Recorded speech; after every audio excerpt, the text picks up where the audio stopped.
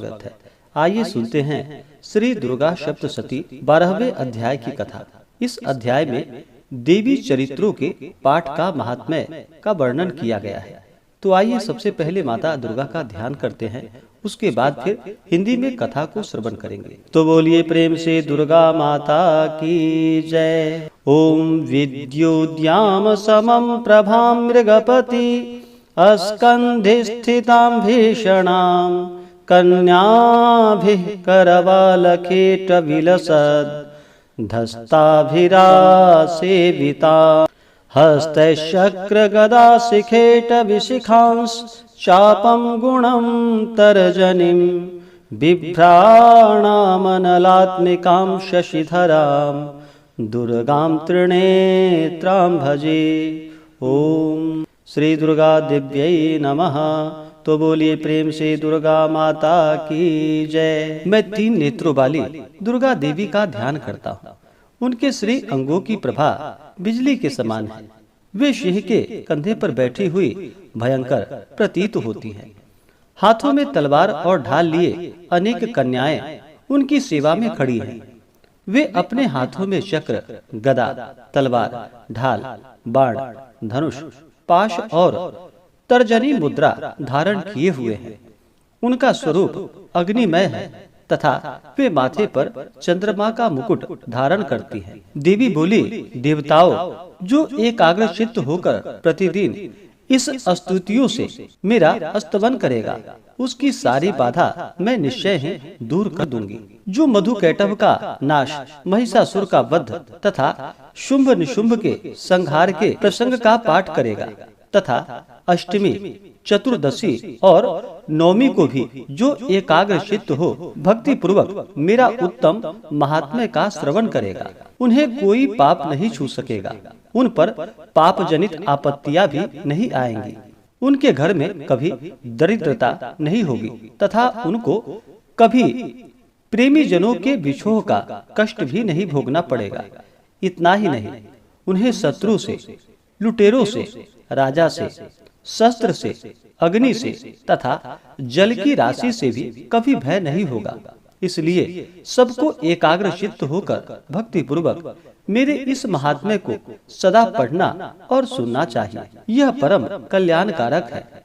मेरा महात्म्य महामारी जनित समस्त उपद्रवों तथा आध्यात्मिक आदि तीनों प्रकार के उत्पातों को शांत करने वाला है। मेरे जिस मंदिर में प्रतिदिन विधि पूर्वक मेरे इस महात्म्य का पाठ किया जाता है, उस स्थान को मैं कभी नहीं छोड़ती। वहाँ सदा ही मेरा सन्निधान बना रहता है। बलिदान, पूजा, होम तथा महोत्सव के अवसरों पर मेरे इस चरित्र का पूरा पाठ और श्रवण करना चाहिए। ऐसा करने पर मनुष्य विधि को जानकर या बिना जाने भी मेरे लिए जो बलि, पूजा या होम आदि करेगा, उसे मैं बड़ी प्रसन्नता के साथ ग्रहण करूंगी। शरत काल में जो वार्षिक महापूजा की जाती है, उस अवसर पर जो मेरे इस महात्म्य को भक्ति पूर्वक सुनेगा, वह मनुष्य मेरे प्रसाद से सब बाधाओं से मुक्त तथा धन धान्य एवं पुत्र से संपन्न होगा। इसमें तनिक भी संदेह नहीं है। मेरे इस महात्म्य, मेरे प्रादुर्भाव की सुंदर कथाएं तथा युद्ध में किए हुए मेरे पराक्रम सुनने से मनुष्य निर्भय हो जाता है। मेरे महात्म्य का श्रवण करने वाले पुरुषों के शत्रु नष्ट हो जाते हैं। उन्हें कल्याण की प्राप्ति होती है तथा उनका कुल आनंदित रहता है। सर्वत्र शांति कर्म में बुरे स्वप्न दिखाई देने पर तथा ग्रह जनित भयंकर पीड़ा उपस्थित होने पर मेरा महात्म्य श्रवण करना चाहिए। इससे सब विघ्न तथा भयंकर ग्रह पीड़ाएं शांत हो जाती हैं और मनुष्यों द्वारा देखा हुआ दुष्स्वप्न शुभ स्वप्नों में परिवर्तित हो जाता है। बाल ग्रहों से आक्रांत हुए बालकों के लिए यह महात्म्य शांति कारक है तथा मनुष्य के संगठन में फूट होने पर यह अच्छी प्रकार मित्रता कराने वाला होता है। यह महात्म्य समस्त दुराचारियों बल का नाश करने वाला है। इसके पाठ मात्र से राक्षसों, भूतों और पिशाचों का नाश हो जाता है। मेरा यह सब महात्म्य मेरे सामीप्य की प्राप्ति करने वाला है। पशु, पुष्प, अर्घ्य, धूप, दीप, गंध आदि उत्तम सामग्रियों द्वारा पूजन करने से, ब्राह्मणों को भोजन कराने से, होम करने से, प्रतिदिन अभिषेक करने से, नाना प्रकार के अन्य भोगों का अर्पण करने से तथा दान देने से आदि से 1 वर्ष तक जो मेरी आराधना की जाती है और उससे मुझे जितनी प्रसन्नता होती है, उतनी प्रसन्नता मेरे इस उत्तम चरित्र का एक बार श्रवण करने मात्र से हो जाती है। यह महात्म्य श्रवण करने पर पापों को हर लेता है और आरोग्य को प्रदान करता है। मेरे प्रादुर्भाव का कीर्तन समस्त भूतों से रक्षा करता है तथा मेरा युद्ध विषयक चरित्र दुष्ट दैत्यों का संहार करने वाला है।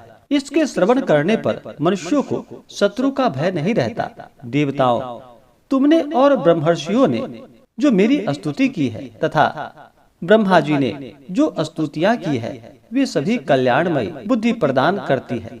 वन में, सूने मार्ग में अथवा दावानल से घिरे जाने पर, निर्जन स्थान में, लुटेरों के दाव में पड़ जाने पर या शत्रुओं से पकड़े जाने पर अथवा जंगल में सिंह, व्याघ्र या जंगली हाथियों के पीछा करने पर, कुपित राजाओं के आदेश से वध या बंधन के स्थानों में ले जाए जाने पर अथवा महासागर में नाव पर बैठने के बाद भारी तूफान से नाव के डगमग होने पर और अत्यंत भयंकर युद्ध में शास्त्रों का प्रहार होने पर अथवा वेदना से पीड़ित होने पर, किम बहुना सभी भयानक बाधाओं के उपस्थित होने पर जो मेरे इस चरित्र का स्मरण करता है, वह मनुष्य संकट से मुक्त हो जाता है।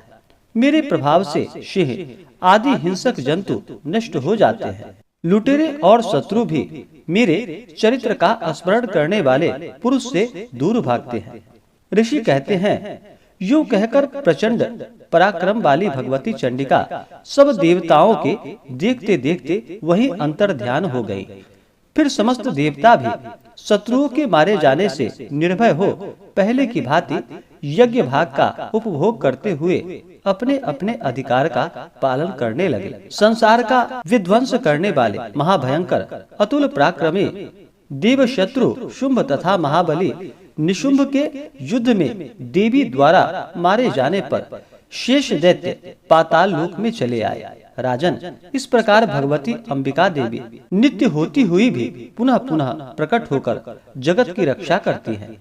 वे ही इस विश्व को मोहित करती हैं, वे ही सबको जन्म देती है तथा वे ही प्रार्थना करने पर संतुष्ट हो विज्ञान एवं समृद्धि प्रदान करती हैं।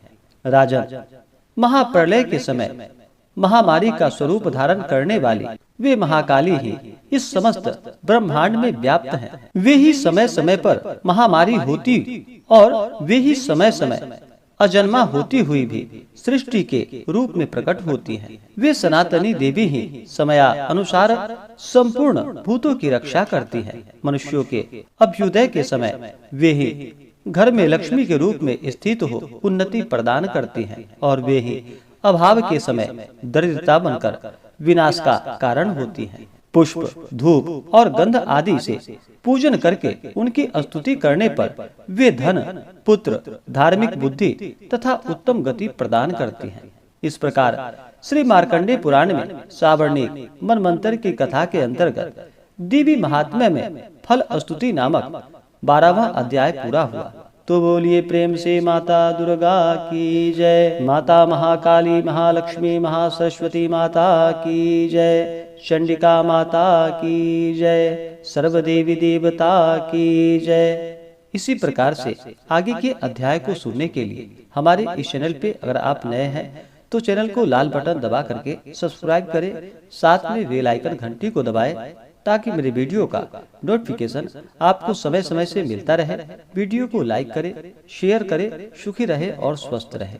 जय श्री राधे कृष्ण। धन्यवाद।